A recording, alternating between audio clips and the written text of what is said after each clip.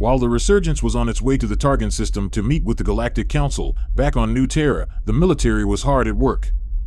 The captured Veritan infiltrator ship had become a center of tireless activity, the subject of rigorous analysis and scrutiny. Its advanced stealth technology, which had defied New Terra's formidable defenses, was an engineering marvel that promised profound insights. Simultaneously, within a secured military installation, an elite team of forensic technologists were diligently working on the ship's quantum computer. The complexity of Veritan encryption protocols was daunting, but not insurmountable. The team managed to crack into the system and initiated the process of downloading and decoding the ship's data logs. After countless hours of relentless analysis, the team unearthed a disturbing revelation. The bombing attempt on New Terra had been the brainchild of a group of high-ranking Veritan officers. The absence of Captain Varro's name in the plan validated their previous suspicions of his innocence. The discovery sent a ripple through the military command. They had severely underestimated the Veritans' audacious strategies. Retaliation was in order, but it had to be carried out with a blend of stealth and finesse, along with a dose of the Veritans' own medicine. Guided by General Henson, New Terra's military top brass commenced planning a subtle counterstrike. They decided to deliver the bomb, still in working condition, to the Veritan officer with the highest rank who was part of the plot. To carry out this mission, they would employ the very same stealth ship, symbolically using the Veritans' own weapon against them. Their objective was to stage the assassination as an accident, a tragic consequence of their own vile plot. The message was unequivocal: humanity was not a species to be trifled with.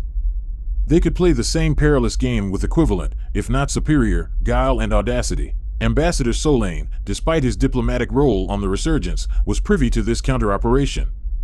As the negotiations neared, he understood the delicate balance he needed to maintain, navigating the diplomatic minefield while silently assisting the retribution on the Veritans. As the final preparations were put in place, the counterstrike commenced. A solitary stealth ship embarked on its journey into the abyss of space, veering towards Veritan territory. The Resurgence, drawing ever closer to the Targon system, was oblivious to the drama unfolding back home. In this grand game of interstellar chess, humanity had just made its next move, a subtle blend of diplomacy and requital. Back on the Resurgence, inside the council chamber, the room thrummed with tension as Ambassador Solane took center stage. The ambient noise of the Galactic Council members' discussions dissipated as Solane began to speak. His voice carried through the vast hall, resounding with unwavering determination. "Members of the Galactic Council," he started, his gaze sweeping across the chamber. "We are here to make amends for the past, and to lay the groundwork for a future where humanity can coexist in harmony with our galactic brethren." The room fell silent, and Solane took a breath before continuing. "We asked for the revocation of the extermination decree and the recognition of our sovereignty. We wish to be treated as equals in this galactic community." His words echoed throughout the chamber. The council members exchanged glances, their faces hard to read. But Solane did not waver. He proceeded to the next point on their agenda. He gestured toward Varros, who stood by his side. "We've recently thwarted an attempt by Veritan fanatics to bomb our flagship. Captain Varros, an honorable Veritan, helped us in this effort, solidifying the fact that there are factions within the Veritans who do not agree with this order of extermination. We hold proof of this plot, proof of a crime against the Galactic Council's laws." Gasps of surprise echoed around the chamber, faces turned toward Varros, who nodded solemnly in confirmation. A wave of murmurs broke out across the chamber. The revelation had clearly made an impact. With their attention firmly on the human delegation, Solane decided to seize the moment. "We have not been idle during our exile," he said. "Humanity has made strides in technological and military advancements." A holographic display lit up the room, showcasing a new class of ship designed by humanity. Its sleek design and advanced propulsion system were testament to humanity's determination to progress, a testament to their resilience. The council members watched in stunned silence as the blueprints of a ship unlike any in their current arsenal rotated slowly in the display. "We offer this as a demonstration of our capability and our potential," Solane stated. "We're not the same species that was driven into exile. We're prepared to defend ourselves if necessary, but our hope is for peace." The chamber buzzed with whispers, the display causing a stir among the council members. For the first time in a millennia, they were seeing humanity not as a threat, but as a potential ally, a force to be reckoned with. Finally, Solane motioned towards the detained Veritan fanatics. "We are handing over these Veritans to the Galactic Council for a fair trial, as per the galactic laws," he said. This act served as a goodwill gesture, showing that humanity was ready to adhere to the laws that governed the galactic civilization. Counselor Tessara took a moment to absorb everything before finally speaking. "We appreciate your openness, Ambassador Solane. The Council will take all of this into consideration. We will also lift the extermination decree with immediate effect." A wave of relief washed over Solane at her words, but he knew their task was far from over. "As a final request," he said, "we wish to rejoin the galactic community without having to face a trial for humanity's past actions. We propose this matter be put to a vote." There was a long silence as Tessara considered his proposal. Finally, she nodded. "Very well, Ambassador Solane.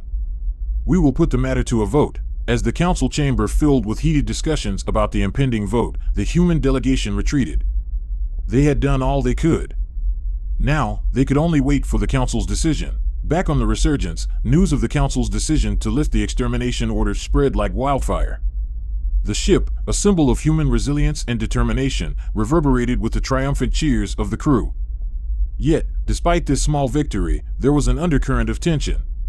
Their fate was not yet fully decided. Admiral Ross, on hearing the news, took a moment to let the gravity of the situation sink in. They had survived, they had grown, and now they had taken their first step towards reclaiming their place among the stars. But the journey was far from over. He rallied his senior officers, informing them of the situation. "We've come a long way," he said, his voice echoing throughout the room, "but our fight for acceptance in the galactic community has only just begun." Simultaneously, Ambassador Solane, Captain Varos, and the rest of the human delegation returned to their ship. As they exited the council chamber, they could still hear the heated debates of the council members.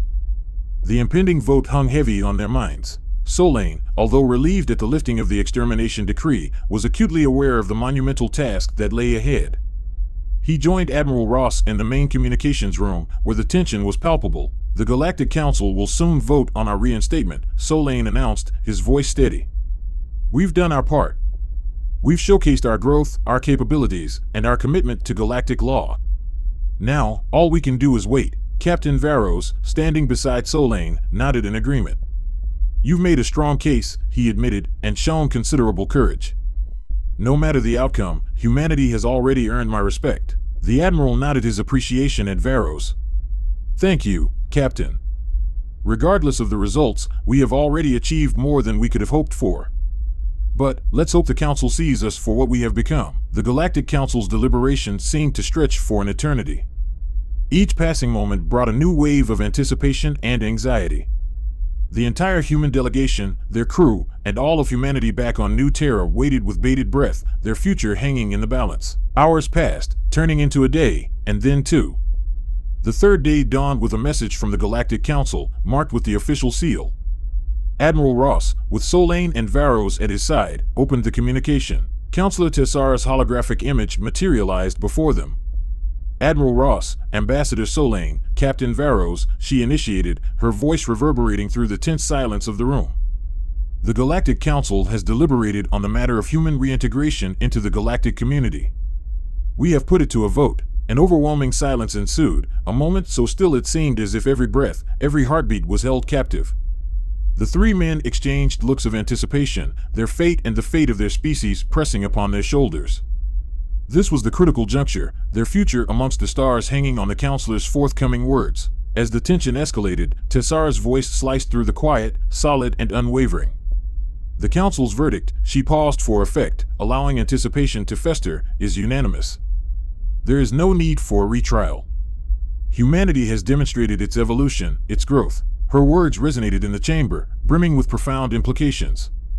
There would be no retrial, their future was now secure.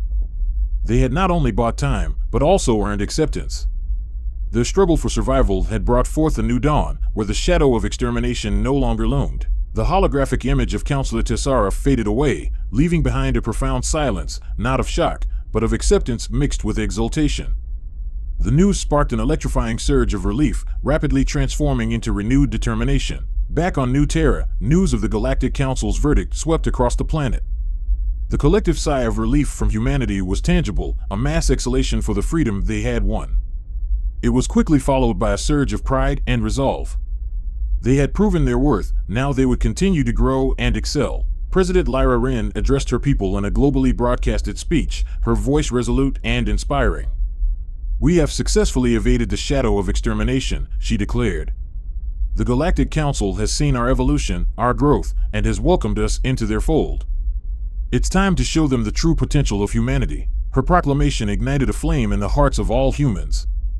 They had a purpose, a mission. Schools, universities, research labs, political offices, all sectors of human society thrummed with renewed vigor.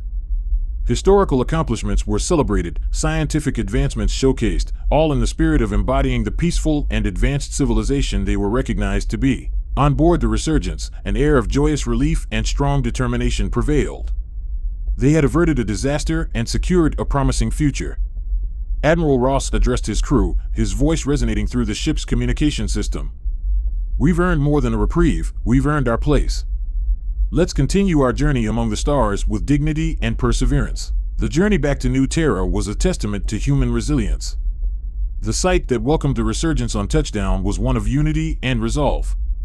Every individual of the human race stood ready to prove their worth, to show the Galactic Council and the universe that they had truly evolved. Their journey had just begun, and one thing was clear: they were moving forward with strength.